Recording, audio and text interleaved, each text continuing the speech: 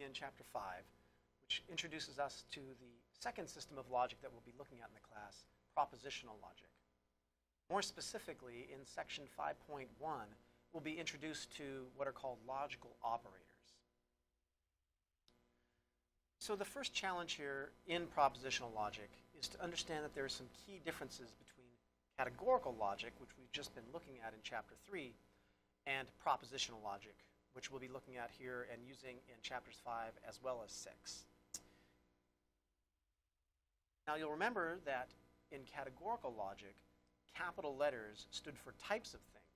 So for example, uppercase C could stand for being a cat. That's not how things are going to work here in propositional logic.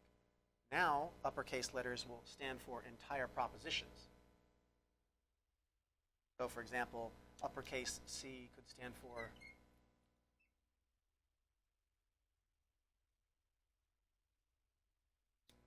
Mike has a cat. So not short anymore, entire propositions is what we need to keep in mind. So a capital letter, though, in propositional logic will stand for a simple proposition. A simple proposition doesn't contain any of the logical operators that we're going to be discussing. So you can think of a simple proposition as a short affirmative statement, like Mike has a cat. So please note, I don't have a cat. Also, here in Chapter 5 and then also in Chapter 6, we want to always use capital or uppercase letters, not lowercase letters. When we get to Chapter 7 and we're discussing predicate logic, then actually we use upper and lowercase letters to mean different things. So let me go ahead and introduce you to, hopefully we can think of them as 5 new friends. That squiggly line there is known as the tilde, and the tilde is used to capture the concept of not. There are a few other concepts or words or phrases that the tilde and all of these logical operators will be used to capture, and you can see the more complete list of those at the end of Section 5.1, and I'll be making reference to those here in just a few minutes.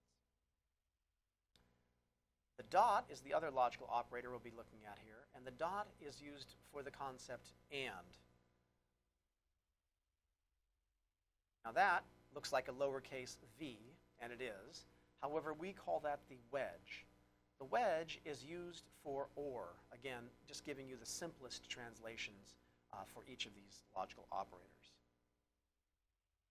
Now, this one, of course, looks like an uppercase U that has fallen over onto its left-hand side. And this is called the horseshoe. You can see why that might have gotten that name.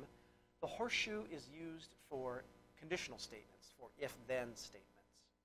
I want to notice here that, or I want you to notice that the first 3 of these operators, of course, are symmetric. They look the same left to right, right to left. The horseshoe, however, is not symmetric. And so I want to be clear about this. The horseshoe only ever goes in this direction. You would never turn the horseshoe around to go the other direction for anything. So that is not any kind of indication or symbol that we will use in propositional logic. So just a horseshoe going from having the open side on the left-hand side here.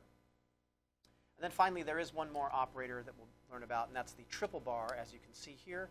So it's 3 horizontal lines, and this is used for the phrase if and only if. Now that's not a phrase we tend to use in sort of everyday conversation, but it is a useful phrase when it comes to logic or expressing things in propositional logic. So we have the triple bar, the horseshoe, the wedge, the dot, and the tilde.